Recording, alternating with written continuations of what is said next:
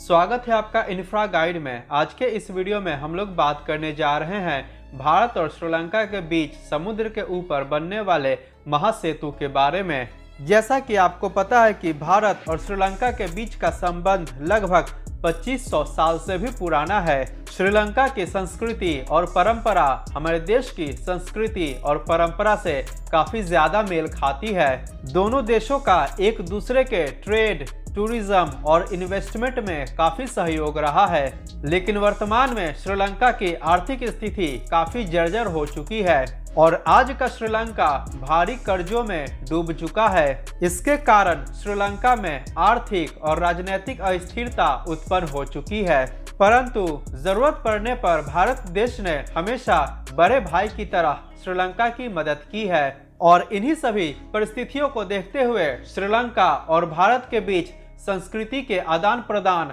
और पर्यटन के क्षेत्र को बढ़ावा देने के लिए पाक स्ट्रेट के ऊपर एक मेगा ब्रिज के निर्माण को प्रस्तावित किया गया। इस ब्रिज के निर्माण के बाद भारत और श्रीलंका के बीच बाई रोड कनेक्टिविटी स्थापित हो जाएगी। जैसा कि आपको पता है कि हाल में ही श्रीलंका ने भारतीय लोगों को अपने देश में प्रवेश करने के लिए वीजा फ्री एंट्री को अप्रूव किया है और यह महासेतु परियोजना भारत और श्रीलंका के बायलैटरल रिलेशंस को एक नई ऊंचाई पर लेकर जाएगा और इस परियोजना के निर्माण के लिए श्रीलंका सरकार ने भी अनुमति दे दी है और वर्तमान में इस परियोजना का फिजिबिलिटी रिपोर्ट तैयार किया जा रहा है और इसके बाद बहुत ही जल्द परियोजना का निर्माण कार्य भी शुरू कर दिया जाएगा। इस परियोजना के अंतर्गत समुद्र के ऊपर ब्रिज और जहां आवश्यक है वहां टनल का निर्माण किया जाएगा और इस परियोजना को द पाक स्ट्रेट ब्रिज एंड टनल के नाम से जाना जाएगा। यह एक रेल कम रोड ब्रिज और टनल परियोजना होगा और इस पूरे परियोजना की लंबाई लगभग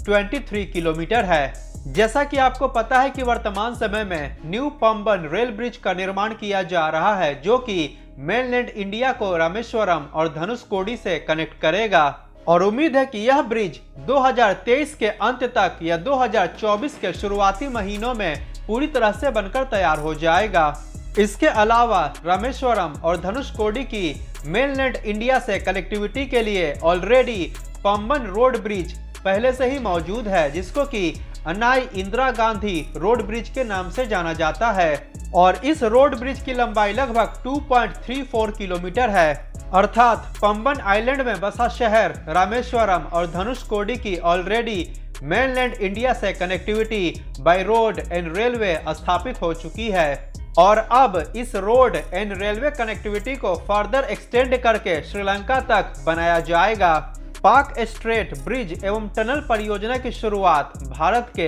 तमिलनाडु राज्य के धनुषकोडी से शुरू होती है और यह पाक स्ट्रेट होते हुए श्रीलंका के मन्नार आइलैंड के तलाई मन्नार के पास जाकर समाप्त होती है और इस 23 किलोमीटर लंबे मेगा प्रोजेक्ट को हनुमान ब्रिज के नाम से भी जाना जाता है और इस परियोजना का निर्माण प्राचीन काल में बने राम सेतु के समानांतर किया जाएगा।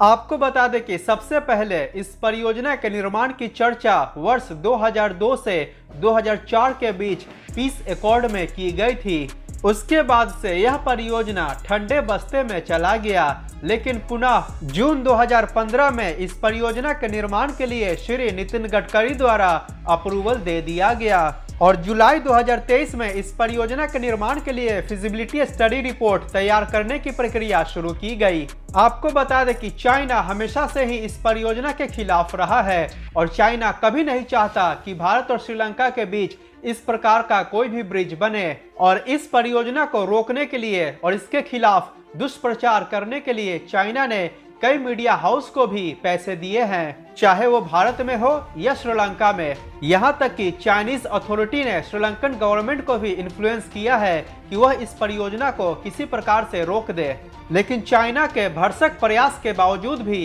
भारत सरकार और श्रीलंका सरकार द्वारा इस परियोजना के निर्माण को अनुमति दी जा चुकी है, परंतु चाइना अपना प्रयास जारी रखेगा। आने वाले समय में इस परियोजना के खिलाफ बहुत सारे चाइनीज फंडेड इन्वायरमेंटल एक्टिविस्ट द्वारा प्रोटेस्ट होते हुए आप देख सकते हैं। वैसे आपको बता दें कि इस परियोजना के निर्माण के ऊपर 2018 में एक फिजिबिलिटी स्टडी रिपोर्ट को ऑलरेडी कंडक्ट किया जा चुका है और इस फिजिबिलिटी स्टडी रिपोर्ट को journal of engineering design and technology पत्रिका के वॉल्यूम 16 5वें महीने 2018 के इशू में प्रकाशित किया जा चुका है। और इस रिपोर्ट के अनुसार स्टडी यह कहती है कि पुल के निर्माण से दोनों देशों के बीच ट्रेड इंक्रीज होगा, पर्यटन के क्षेत्र को बढ़ावा मिलेगा और रोजगार एवं व्यापार के नए अवसर भी उत्पन्न होंगे। यह रिपोर्ट यह भी कहती है कि यह परियोजना टेक्निकली फिजिबल भी है और इकोनॉमिकली वायबल भी है। आपको बता दें कि इस परियोजना के अंतर्गत ब्रिज के साथ साथ एक पेट्रोलियम पाइपलाइन के निर्माण को भी प्रस्तावित किया गया है और द पाक स्ट्रेट ब्रिज एवं टनल परियोजना के निर्माण में लगभग 30,000 करोड़ रुपए खर्च किया जाएगा और इस परियोजना के निर्माण के बाद रामेश्वरम से तलाई मन्नार के बीच की दूरी को 1 घंटे से भी कम समय में पूरा किया जा सकेगा। फिलहाल इस परियोजना के डेडलाइन को अभी साझा नहीं किया गया है। तो आज के वीडियो में इतना ही। अगर वीडियो पसंद आया हो तो प्लीज लाइक करें और चैनल को सब्सक्राइब करना बिल्कुल ना भूलें। मिलते हैं अगली वीडियो में। जय हिंद, वंदे मातरम।